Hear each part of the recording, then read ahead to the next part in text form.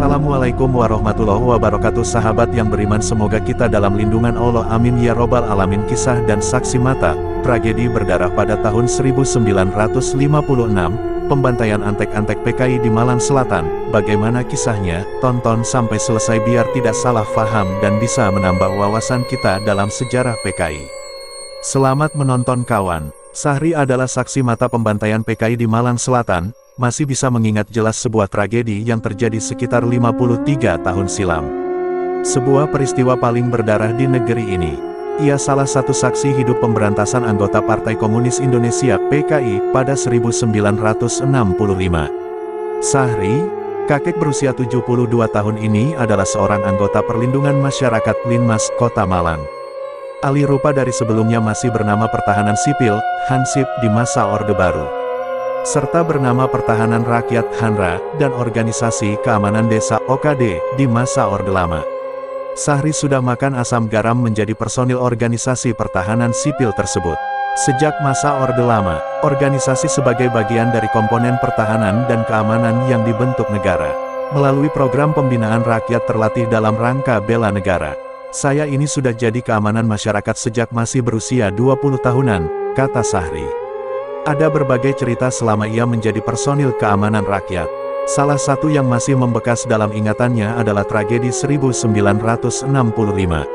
Pembantaian terhadap anggota, simpatisan maupun mereka yang dituduh anggota PKI pada kurun tahun 1965 sampai tahun 1966. Sahri masih berusia sekitar 20 tahunan saat peristiwa berdarah itu terjadi. Ia dan para pemuda desa lainnya ditarik masuk sebagai anggota Pertahanan Rakyat (Hanra). Mau tidak mau, turut terlibat dalam pengganyangan besar-besaran terhadap para tertuduh PKI. Pilihan saat itu ia harus ikut. Kalau tidak mau bisa saya sendiri yang dituduh PKI, ucapnya. Sebagian di antara anggota Hansip dipersenjatai militer dengan penugasan. Pada masa 1965, Sahri diberi tugas mengawal pemeriksaan orang-orang yang baru saja ditangkap dengan tuduhan terlibat PKI.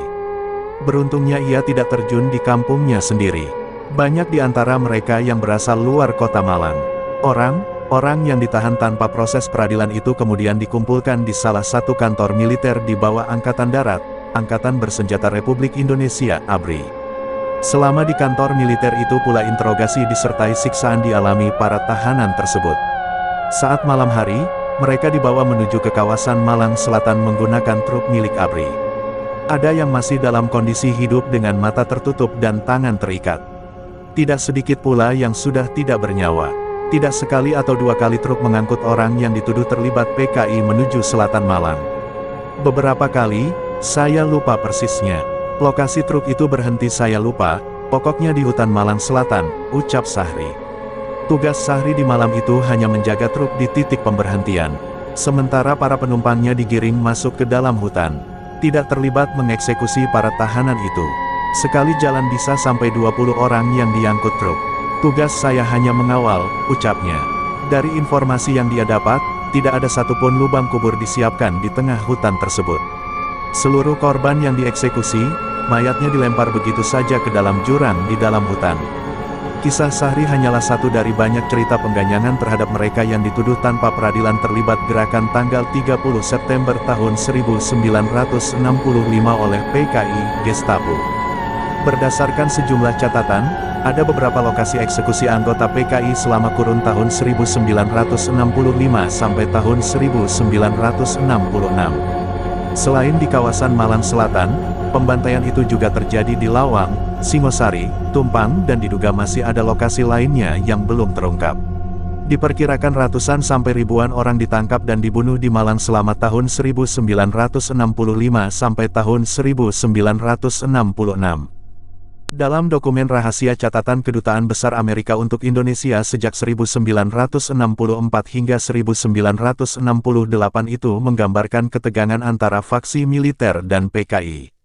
Dalam dokumen itu memuat Angkatan Darat mempersenjatai pertahanan sipil alias Hansip untuk memerangi PKI.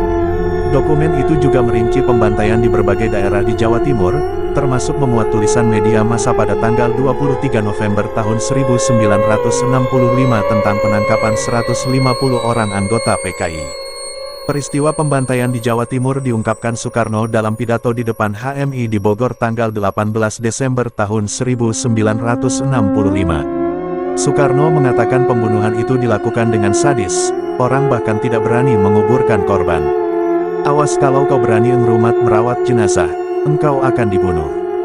Jenazah itu dikelelerkan, dibiarkan saja di bawah pohon, di pinggir sungai, dilempar bagai bangkai anjing. Semoga bermanfaat dan bila suka dengan sejarah ini tekan tombol subscribe dan bunyikan loncengnya biar tidak ketinggalan sejarah dari Kodi Channel. Assalamualaikum warahmatullahi wabarakatuh.